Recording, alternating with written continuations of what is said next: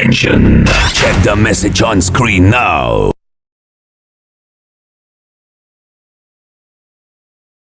Hello बच्चों, तो आज हम बनाने वाले हैं 5.2 डिफरेंशिएशन। तो 5.2 बनाने से पहले कुछ बेसिक जान लेते हैं, ठीक है। तो आइए बेसिक जानते हैं। बेसिक जान लेते हैं।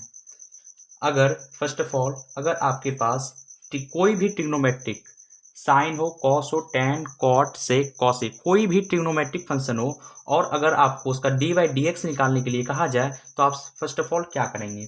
अगर आपके पास y बराबर साइन एक्स दिया है और आपको कहे इसका डी बाई डी एक्स निकालना है तो आप कैसे निकालेंगे। अगर कहा जाए तो देखिए क्या करूँगा, d y by d x, आप जानते हैं ये साइन एक्स का d by d x cos x होता है, ये आपको याद रखना होगा, ठीक है। सेकेंड नंबर, अगर y बराबर कॉस एक्स दिया जाए, y बराबर आपके पास कॉस एक्स दिया जाए तो आप इसका डी बाई डी एक्स क्या होगा, तो इसका डी बाई डी एक्स होगा कॉस एक्स का होता है माइनस साइन एक्स, क्या होता है minus sine x. Third number, y बराबर साइन का हो गया कॉस हो गया, अब y बराबर टेन एक्स दिया जाए तो इसका डी बाई डी एक्स क्या होगा जानते हैं। अगर साइन एक्स दिया जाए तो कॉस एक्स दिया जाए तो माइनस साइन एक्स और टेन एक्स दिया जाए तो sec square x. Fourth number, cot x दिया जाए तो y बराबर कॉट एक्स का डिफरेंशिएशन क्या होता है minus cosec square x. Cot x का डिफरेंशिएशन क्या होता है माइनस कॉसेक स्क्वायर एक्स, ठीक है। 5 नंबर, अगर y बराबर कॉट एक्स सेक एक्स दिया जाए, सेक एक्स, तो डी बाई डी एक्स क्या होगा। अगर y बराबर सेक एक्स दिया जाए तो इसका डी बाई डी एक्स क्या होगा sec x into tan x. Sixth number, अगर y बराबर कॉसेक दिया जाए तो कॉसेक दिया जाए तो क्या होगा minus cosec x into cot x, ठीक है। ये है आपका ट्रिग्नोमेट्रिक फंक्शन का डी बाई डी एक्स, ये है आपका ट्रिग्नोमेट्रिक फंक्शन का डी बाई डी एक्स। या आप साइन एक्स दिया जाए तो कॉस एक्स होगा, y बराबर कॉस एक्स का डी बाई डी एक्स कहा जाए minus sine x, tan x का sec square x, cot x का minus cosec square x, sec x का d by d x sec x into tan x और cos x का d by d x minus cosec x into cot x, ठीक है, minus cosec x into cot x. तो अब दूसरा चीज देखिए बताते हैं, ये हो गया आपका ट्रिग्नोमेट्रिक। अगर आपको कहा जाए, मैं यहाँ पे हैशटैग देता हूं, अगर आपको कहा जाए y बराबर x पे पावर n, n यहाँ क्या है नेचुरल नंबर, नेचुरल x यहाँ पे क्या है नेचुरल नंबर, प्राकृतिक संख्या है, ठीक है। अगर आपको इसका कहा जाए D by d x, x पे पावर n, n यहाँ पे कोई नंबर हो सकता है 1 2 3 4 5 6 इन्फिनिटिव, ठीक है। तो इसका डी बाई डी एक्स क्या होता है, ये पावर जो है ये आगे आ जाता है, ठीक है, और पावर में से एक कम हो जाता है, इसका डी बाई डी एक्स यही होता है, पावर मल्टीप्लाई पावर में से एक कम। देखिए ये हो गया, ये सब बेसिक है, बेसिक चीज है, ये आप कर लीजिएगा ना तो आपसे डिफरेंशिएट का एक क्वेश्चन नहीं छूटेगा। अगर आपको y बराबर रूट एक्स दिया जाए और कहा जाए आपको इसका d y upon d x निकालना है तो आप कैसे निकालेंगे। देखिए रूट एक्स का डी बाई डी एक्स होता है 1/2 रूट एक्स। ये सब चीज कॉमन चीजें हैं, ये आपको याद रखने होंगे, ठीक है। मैं प्रूव करके बता देता हूं कि इसका रूट एक्स का डी बाई डी एक्स कैसे होगा 1/2 एक्स, ठीक है। यहाँ पे दिया है y बराबर रूट एक्स। कोई आपसे पूछे ना कि भाई प्रूव करके बताओ कैसे हुआ 1/2 रूट एक्स, तो आप बोलिएगा मैं बताता हूँ। यहाँ देखिए मैं बीच में ये नहीं लिख रहा हूँ x के सापेक्ष y में परिवर्तन, आप जब 12th में पढ़ रहे हैं तो इतना जानते होंगे कि x के सापेक्ष y में परिवर्तन हो रहा है, डी बाई डी एक्स देखते समझ जाएंगे, ठीक है। तो d by d x, root का मतलब क्या होता है पता है आपको, रूट का मतलब होता है पावर 1/2, क्या होता है, पावर 1/2। और हम आपको बताए थे अगर x पे पावर इस तरह का फंक्शन आए, इस तरह का फंक्शन आए तो n क्या हो सकता है, नेचुरल नंबर। यहाँ नेचुरल नंबर क्या है, 1/2। क्या करते हैं, पावर को आगे कर देते हैं। तो हम भी यहाँ पे पावर को आगे कर देंगे, 1/2 को आगे कर देंगे और 1/2 में से एक कम कर देंगे। ठीक है, तो इसका dy/dx क्या हो जाएगा, 1/2 x, और 1/2 में से -1 गया, -1/2। समझ रहे हैं ना। डाउट हो तो कमेंट करके जरूर बताइएगा। ठीक है, तो इसका dy/dx 1/2, और ये क्या करेंगे, x - 1/2 पावर है ना, तो इसको नीचे लेके आ जाएंगे। ठीक है, 1/2। अब क्या होगा देखिए, तो 1/2 और x पे पावर कितना है, 1/2, और रूट का मतलब क्या होता है, 1/2, तो हम √x इसको लिख सकते हैं। क्या समझ गए, x पे पावर 1/2, x पे पावर 1/2, ये रूट का वैल्यू होता है। ये x पे पावर क्या है, रूट का वैल्यू होता है 1/2, तो 1/2 √x तो लिख सकते हैं ना। ठीक है, समझ गए। x बराबर n पे कोई भी फंक्शन हो, 1 2 3 4 5 6 कोई भी नंबर हो, तो उसका पावर मल्टीप्लाई, पावर में से एक कम। ठीक है, अब दूसरा चीज देखिए, मैं ऐसे लाइन पार देता हूं जो कि मिक्स ना हो, बेसिक चीजें हैं।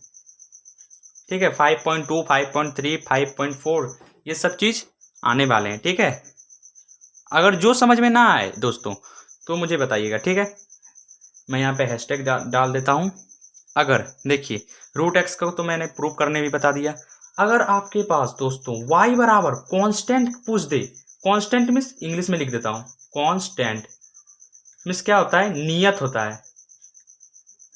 जो मान निश्चित हो उसे नियत करते हैं, जो कि बदल ना सके, एकदम कांस्टेंट है। अगर इसका dy/dx आपको निकालने के लिए कह दे तो आप क्या करिएगा, इसका dy/dx होता है, कांस्टेंट का dy/dx 0 होता है।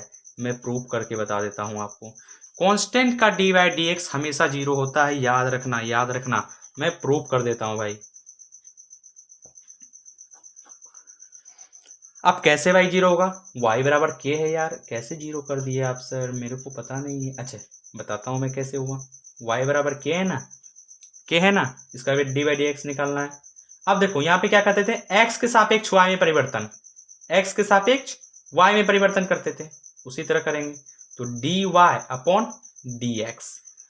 अच्छा एक बात बताइए, हम k को अगर 1 से मल्टीप्लाई कर देंगे कोई दिक्कत, k ही रहेगा ना, आप तो समझदार हैं भाई।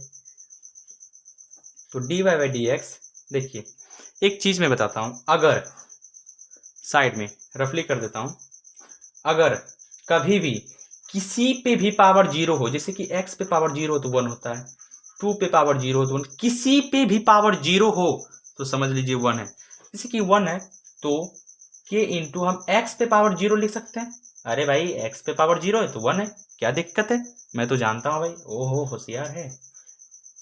देखिए मैं आपको क्या बताया था यहाँ पे कि x पे पावर n क्या हो सकता है, प्राकृतिक संख्या हो सकता है। x पे पावर n कोई भी हो, कुछ मत करिए, डायरेक्ट पावर मल्टीप्लाई, पावर में से एक कम, पावर मल्टीप्लाई, पावर में से कम।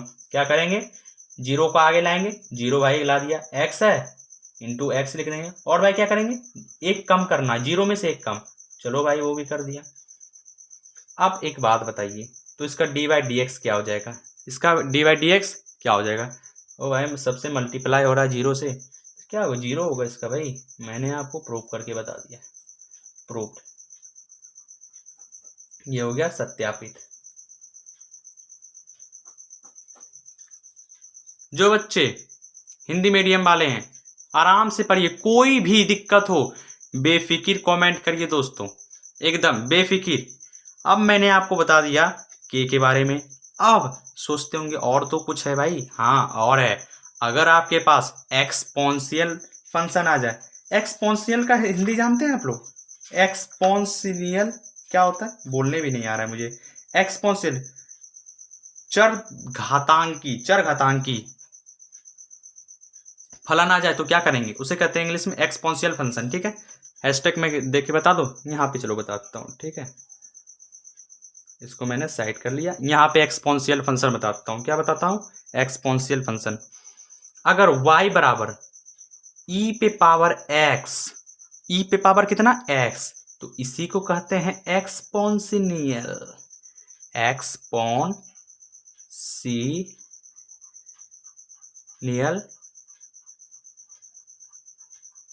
फंक्शन, ये है एक्सपोनेंशियल फंक्शन। ठीक है। अब पूछे भाई इसका डी बाई डी एक्स होता है? कभी भी dy upon d x, exponential function का डी बाई डी एक्स ई पे पावर एक्स ही होता है। याद रखने का ये सब चीज। एक्सपोनेंशियल फंक्शन का डी बाई डी एक्स ई पे पावर एक्स ही। ठीक है। ये बेसिक चीजें हैं जो कि आपको मैंने बता दिए। ये आप एक बार स्क्रीनशॉट ले लीजिए। ये दोस्तों जो 5.2 बनाइए, 5.3 बनाइए, 5.4 बनाइए, 5.5 बताइए, जो भी बनाइए एक्सपोनेंशियल जितना भी बनाइए, ट्रिग्नोमेट्रिक फंक्शन का d by d x, x पे पावर एन है तो उसका d by d x, y बराबर रूट एक्स है तो उसका d by d x, y बराबर रूट एक्स का प्रूव करने के लिए एक्सपोनेंशियल फंक्शन का बता दिया, कांस्टेंट का बता दिया, प्रूव करने के लिए बता दिया। अब क्या बचे भाई? हाँ, और बचे हैं। क्या बचे हैं? मैं आपको बताता हूँ क्या बचे हैं। और बचे हैं, क्या बचे हैं? अगर आपके पास y बराबर log x, अगर इसका डिफ्रेंशिएट करना है तो dy अपॉन डी एक्स निकाले। क्या करिएगा? dy upon d x. log x का डिफ्रेंशिएशन 1/x क्या होता है? 1/x। log x का डिफ्रेंशिएशन क्या होता है? 1/x। बस ये सब कुछ चीजें आपको याद रखनी होंगी। log x का डिफ्रेंशिएशन 1/x। अब दूसरा स्टेप, अवकलन का गुणनफल नियम। अवकलन का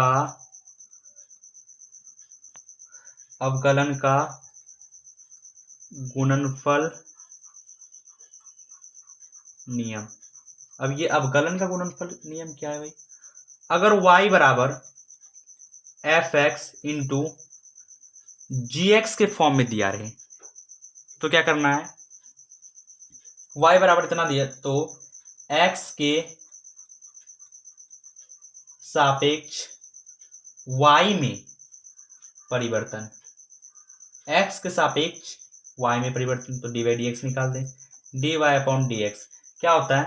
एफ एक्स को रखेंगे और d y upon d x लगाएंगे जी एक्स में, प्लस फिर जी एक्स को रखेंगे और डी बाई डी एक्स लगाएंगे एफ एक्स में। बस यही है